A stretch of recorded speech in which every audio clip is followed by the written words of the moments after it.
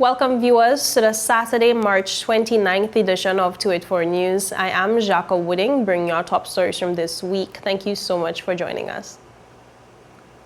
The Royal Virgin Islands Police Force has made progress in its investigation into the recent stabbing incident in Virgin Gorda, which claimed the life of Rachel Thomas Alexander. Drew FARRELL, 42, of the Valley Virgin Gorda, has been formally charged with manslaughter in connection with this incident. He remains in custody pending his appearance before the magistrate's court. The Royal Virgin Islands Police Force continues to urge members of the public to report any information that may assist with this or any other investigation by contacting the Royal Virgin Islands Police Force Intelligence Unit at 368-9339 or anonymously through Crime Stoppers at 800-8477. On Monday, at a ceremony held at Government House, 6th District Representative Honorable WALWYN was sworn in as the new leader of His Majesty's Loyal Opposition by His Excellency Governor Daniel Pruis. The ceremony was attended by members of the recently formed Opposition Alliance, Honorable Melvin M. Turnbull, 2nd District Representative, and at-large Representative Honorable Stacey R. Mather. Honorable WALWYN took his position for the first time as opposition leader at a House sitting on March 24th. In a statement to his constituents, he wrote, "Today I was sworn in as leader of the opposition by His Excellency Governor Daniel Pruis, pursuant to Section 70 of the Virgin Islands Constitutional Order 2007. I would like to thank the people of District 6 yet again for the confidence reposed in me to represent your interest in the House of Assembly. Rest assured that I will continue to do my utmost to serve you and the territory well." Meanwhile, in an official statement dated Wednesday, March 26, the National Democratic Party announced a political merger. The release stated, "In response to growing calls from supporters and the wider community for unity, we are pleased to announce a historic moment in our political journey. Honorable Marlon Penn, leader of the NDP, and Honorable Ronnie W. Skelton, leader of the PVIM, have agreed to reunite under a strengthened NDP. Together, each has committed to setting the Virgin Islands back on a path of success, prosperity, and strong governance." The political group said that in the coming months, they will outline a clear and structured roadmap for their renewed movement, stating, "This journey will be guided by the voices of our people as we actively engage, listen, and respond to their needs. We are grateful that after months of meaningful discussions, we have come together in the spirit of unity, resilience, and progress. With renewed energy and purpose, we are ready to inspire, mobilize, and serve." Meanwhile, leader of the opposition, WALWYN, says he supports the efforts of Health Minister Honorable Vincent Wheatley to update the Tobacco Products Control Act 2006 to bring it in line with modern times. However, in debating the amendment to the act, WALWYN says he has some concerns. WALWYN made it clear that he understands the need to update the definitions because electronic cigarettes and electronic smoking devices have come about. Even though they have been around since 2006, they are more of a problem now. You do realize that, for instance, there are people who have been smokers for many years. And if you're a smoker, smoking is addictive. So it takes a long time to get off of smoking. They used to have the patch first. Remember that patch that they put on your arm? A lot of people who are using these devices actually don't have anything in it. It is to trick the brain to think that you are smoking, but you're absolutely puffing nothing. It's just the smoke coming out. And so in the committee stage, we have to look at that because you may very well be interfering with the treatment that people are getting to take themselves off of smoking. It actually happens. And I know people here in the BVI who walk around with vaping devices, who are smokers, who are not really smoking nothing. It's just a part of helping them through the process of getting off the problem that they have. So I think we have to find a way to make sure that those people who are trying to provide treatment for themselves, that they're not captured by the definition here. WALWYN also looked at the provision in the amended bill as it regards to smoking in public areas. I believe for the purpose of the Act, Minister, in terms of what you're trying to achieve, irrespective of where the smoking is happening, whether it's in a covered place or not covered place, you don't want people to be smoking around other people. Because the mischief really is to try to prevent diseases, whether it is through the smoking of the person themselves or the secondhand smoke. So I don't think really the location should be that issue, right? So I looked at a definition that is used in the Public Order Act of 1936 in the UK, which is a definition I know very well, that has been used to define what public places are, and I want to commend that to you for consideration.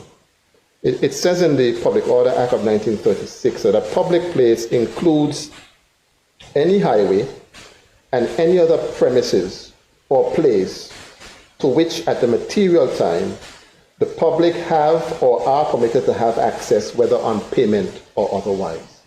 And that covers the whole gamut. Because even if though, yes, it's a public, people may be smoking in a restaurant, you don't want them on the block congregating, smoking tobacco-related products anyhow, because the same thing is going to happen. Whether you smoke it in a restaurant or whether you smoke it on the block, you're exposing other people to cigarette smoke. And I think that really is what we're trying to prevent. So I want to commend that definition to you, because I think you'll find it certainly more useful.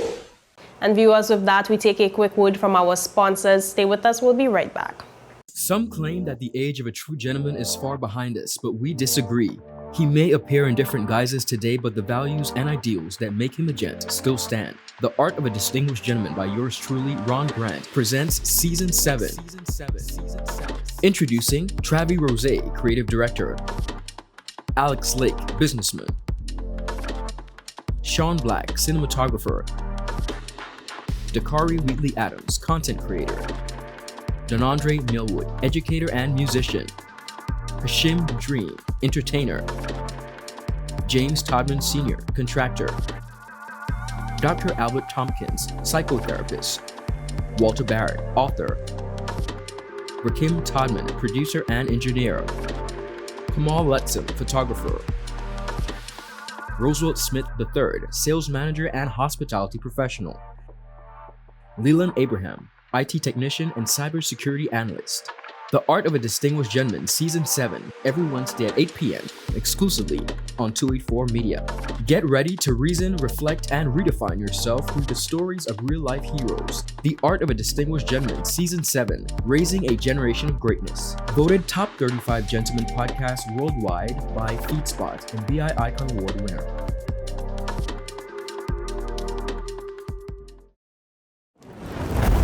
CCT is turning up the heat with the ultimate spin and win jackpot. Sign up for any postpaid plan, Freedom, GoFast LTE, or Fire Fiber Internet, or pay your postpaid bill on time for your chance to spin the wheel and win $1,000 every week during March Madness. And here's the best part. If there's no winner, the jackpot increases every week, making your chances to win even bigger. Not a CCT customer? Make the switch to Life Unlimited. Already a postpaid customer? Just pay your bill on time. Prepaid customer? Upgrade to a postpaid plan today. What are you waiting for? Sign up, pay up, stay connected for a chance to spin to win. Call us at 444-4444 or visit a CCT store for details on the right plan for you or your eligibility to spin. Terms and conditions apply. CCT.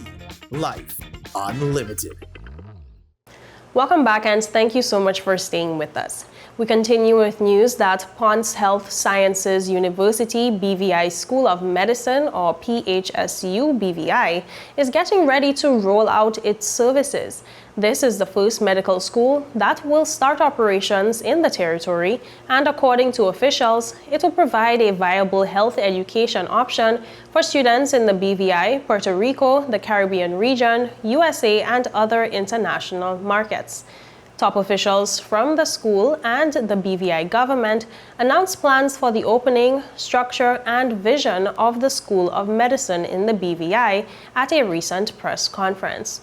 The university's president stated that this is their 48th year of operation in Puerto Rico, adding that they have the know-how on medical school and how to graduate good doctors.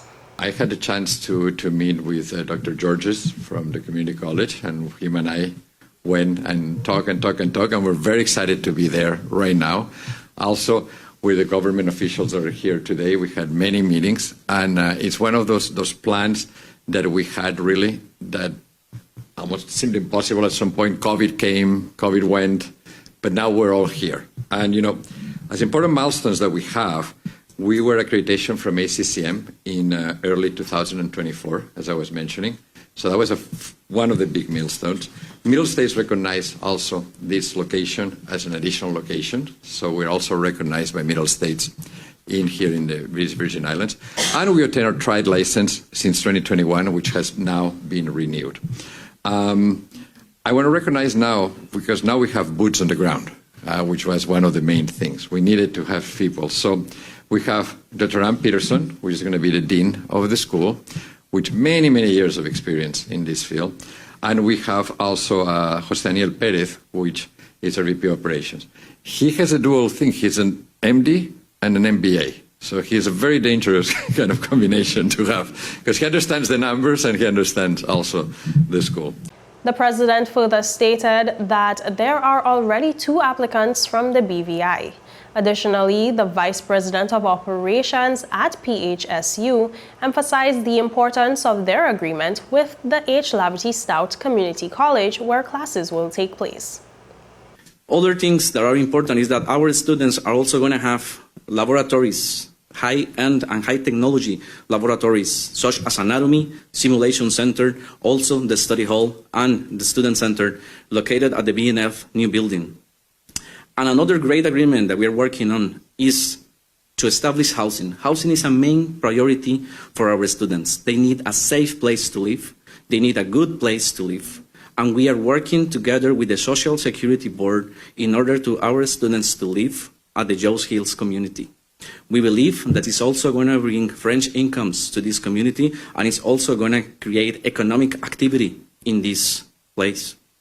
Other thing that is important also to add to this is that we have created, or we believe they're going to create, a really good economic impact to this, the BVI at all. Other medical schools in different locations create economic impact of over 10 to 20 million yearly incomes into the places that they are, and this school will not be different in this matter. Also, we believe that economic impact is not the only thing that a medical school brings to this community. The other things that are also important to mention is that we are trying to create a social impact. In order to do so, we have established 2 scholarships of full tuition and fees for BVI belongers. These future doctors are going to be able to be trained here in the BVI, do the clinical rotations back in the US, get an excellent match rate also if they want to get a specialty degree, and come back to serve this community. Minister for Health and Social Development, Honorable Vincent Wheatley, stated that the presence of this medical school is the beginning of a tremendous opportunity for the people. The presence of this medical school is the beginning of a tremendous opportunity for all people. It means that aspiring doctors from right here in the Virgin Islands, along those who will join us from Puerto Rico and beyond, can now access world-class medical education without having to leave the territory. The establishment of this medical school essentially signals our commitment to advancing medical education, utilizing this as a strategy to improve our healthcare services, while simultaneously creating new opportunities for all people. This directly aligns with our government's vision for expanding educational opportunities and strengthening our human capital in critical areas like healthcare. The impact of this institution will be profound. This is a game changer for our healthcare system. As we all know, the Virgin Islands, like many other regions, face challenges such as healthcare accessibility, physician shortages, and the need for specialized medical expertise. By establishing this School of Medicine right here in the Virgin Islands, we are creating a direct pipeline for training the next generation of doctors. Doctors who will understand our territory's unique healthcare needs, and most importantly, doctors who will have the opportunity to serve right here at home.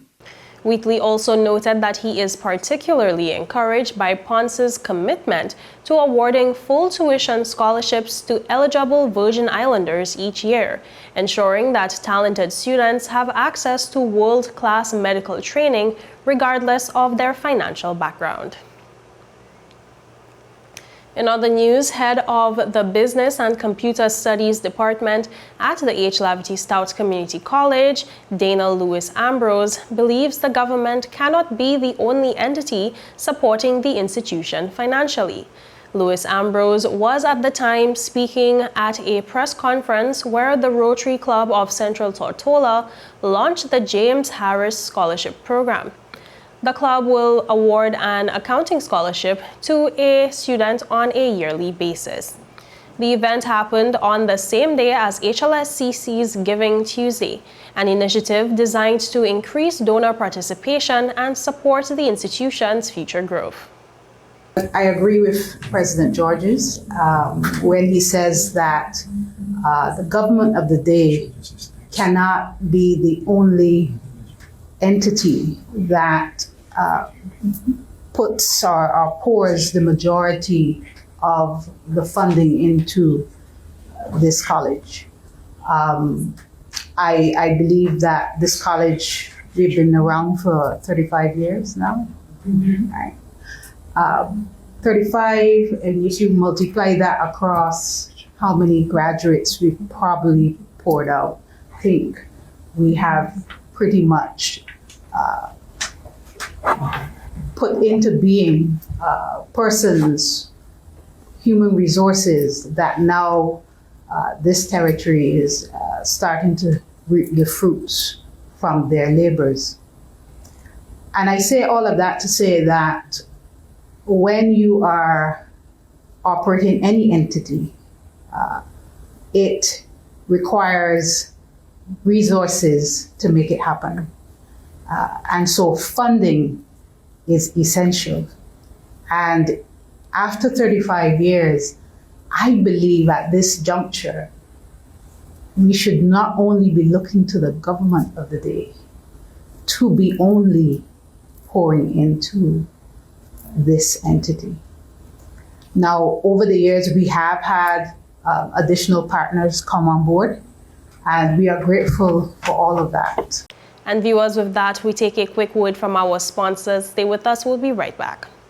BVI, the biggest selling event of the year, is back. Get ready for 7 days of non-stop action at the 52nd BVI Spring Regatta and Sailing Festival, happening March 31st to April 6th at Nanny Key. Come for the races, stay for the vibes. At the Regatta Village, it's all about fun, flavor, and fantastic entertainment. Enjoy local food, ice-cold drinks, and high-energy performances by DJ Wiz, the 3Gs, and Final Phase. Catch the Makajumbis, explore local art, and dance the night away under the stars. Whether you sail or you just love a good old party, this is where you need to be. So mark your calendars, March 31st to April 2nd at Nanny Key. BVI Spring Regatta, baby, 2025.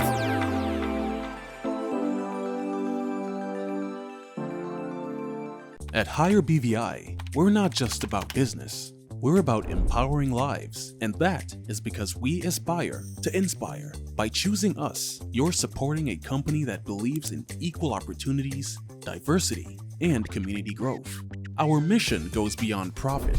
It's about providing HR solutions, fostering talent, and leaving a positive impact. Join us in building a better future, a better BVI. Choose Higher BVI, where your support isn't just a transaction, it's a transformation.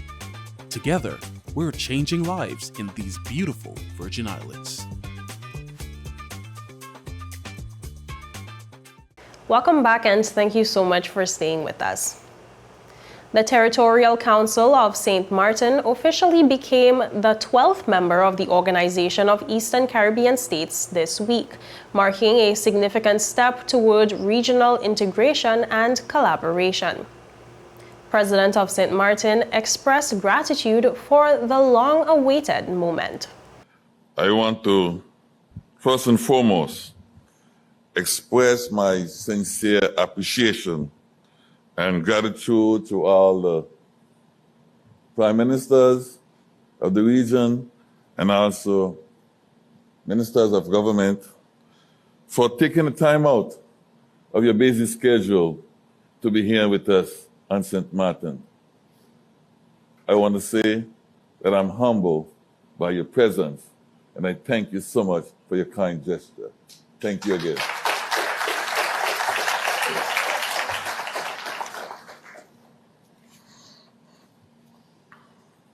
Today, I take great joy in what is happening in our country and me being a part of it. For some reason, as I look back, it feels like my involvement in bringing about change within the reality of the sub-region to which my country, St. Martin, belongs, is finally shaping up and taking on a true significance. Don't get me wrong, I am not saying that this is the pinnacle. However, this ceremony of accession of St. Martin to OECS is definitely a key moment for St. Martin, a historic one, I might add. As I'm looking to the audience, I see cultural diversity. I see our young Caribbean from St. Martin, the future of our island involved as well in sharing this moment with us. Meanwhile, Prime Minister of St. Lucia, Honorable Philip J. Pierre, who chairs the OECS Authority, congratulated St. Martin on its membership. The founding fathers of the OECS envisioned that we had to pursue the path of meaningful economic integration and development. Hence, more than ever before, in this complex and fluid world situation, we must lean on each other and act on the principles of solidarity and resilience that we so often champion. We simply cannot allow new challenges to paralyze us. In keeping with the vision of our founding fathers, to continue to organize ourselves into larger frameworks to respond to the challenges of our time, the ascension of St. Martin to the OECS marks an important moment in our regional journey. On behalf of the governments and people of this region, I welcome you, St. Martin, wholeheartedly to the OECS family. Your membership is clear evidence that there continues to be strong demand for deeper engagement within the OECS. In strengthening our internal machinery, our associate members must not feel they are more appendages to the affairs of our union, but active contributors to the integration progress. Consequently, we must ensure their meaningful participation in economic initiatives, policy discussions, and regional actions. This may be an opportune time for us to sync the role of associate members, structuring their engagement in a way that strengthens the OECS. The ascension of St. Martin is a clear indication that our regional influence is expanding, and we must embrace this opportunity to deepen partnerships and advance the OECS role in shaping the future of this region. OECS Director General Dr. Didicus Jules emphasized the importance of the territory's inclusion. Today, history and geography have conspired to bring us to a special moment, the formal accession of St. Martin in the Organization of Eastern Caribbean States. On behalf of the OECS family, I extend our warmest congratulations and sincere welcome to the people and government of Saint Martin. Your inclusion now brings us to a deeper understanding of the oneness of our space, providing once again that despite the varied political or constitutional arrangements of our territories, the Caribbean Sea that unites us is stronger than any lines drawn by history. Over 4 decades, the OECS has been a pioneering model of regional integration, one that recognizes the necessity of coming together to confront our shared challenges. Initially formed by a group of newly independent and non-independent Anglophone territories, this family has steadily grown. When Martinique joined us in 2015 and then Guadeloupe followed in 2019, we shattered the old notion that this body should remain exclusively Anglophone. We acknowledge the deeper reality that our shared waters, our intertwined cultures, and our collective aspirations for a prosperous and resilient future transcend language or colonial legacy. Saint Martin's accession is another milestone in this unfolding story of the Eastern Caribbean. You join a community that enthusiastically embraces the French, English, and Creole voices that echo across these islands. Over the years, we have seen with Martinique and Guadeloupe that greater harmony in health, education, culture, trade, and environmental protection flows naturally when we open our arms to one another. The announcement has been met with widespread support from regional stakeholders. In other news, the Alexandrina Maduro Primary School emerged victorious this week in 284 Media's Inter-Primary School Spirit social media video competition, winning an exclusive studio tour for 20 students after garnering the most public support on the company's Facebook page. The announcement came during the opening ceremony of the Inter-Primary School Athletics Championship on Wednesday, where Ron Grant had the opportunity to reveal the winning school to an enthusiastic audience. Thank you, Ms. Weston. A pleasant morning to everyone. On behalf of 284 Media, I am once again thrilled to be a part of this exciting event. We're proud to continue our support for this vibrant showcase of young talent, not just on the track, but this year through creativity and school spirit. In addition to sponsoring the media services and marketing, as well as shirts for the official, this year we introduced a new element, a video competition on our Facebook page. Students from across the territory brought incredible energy and creativity to their submissions, and I must add that the public response was amazing. Today, we're excited to announce the winner of that competition, the school whose video received the most likes and support from the general public. Ladies and gentlemen, students, principals, minister, CEO, please join me in congratulating the winner, the Alexandrina Maduro Primary School. E-A-T-L-E-S, E-A-T-L-E-S, go Eagles go! Right, win, so. Go, Eagles, go. We're coming back for more. Listen up, Eagle fans. On Wednesday 26th and Friday 28th, the track is going to be hot, hot, hot. So take note at the A.O. Shirley Recreational Ground at 9 a.m. sharp. See you there. Go, Eagles. Meanwhile, we ask, how will rising tensions between the USA, Canada, and Mexico impact life here in the BVI?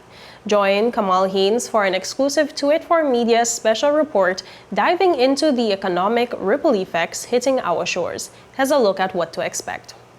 Join Kamal Haynes for an exclusive 284 Media special report as we explore the escalating trade war between the USA, Canada, and Mexico. You know, with my experience in importing things here is don't panic. You know, it's very early in this situation. How will it impact the cost of living in the British Virgin Islands? It's honestly impossible to gauge. It's really hard to give a precise answer to that. What ripple effects should you prepare for? This is what we expect would happen if the Trump tariffs on Mexico, Canada, and those already in place on China go through. We break it all down. Tune in this Friday at 8 p.m. on channel 284 on CCT Live and the 284 Media YouTube page for in-depth insights. Subscribe now on YouTube and call 444-4444 or visit a CCT store to sign up for CCT Live. And viewers, that's it for today's news roundup. Be sure to follow us for daily news updates at 284media.com, like us on Facebook at 284media and 284BVI on Instagram and X, formerly Twitter. I'm Jacko Wooding and I'll see you again next week. So have yourself a safe and enjoyable evening. Goodbye.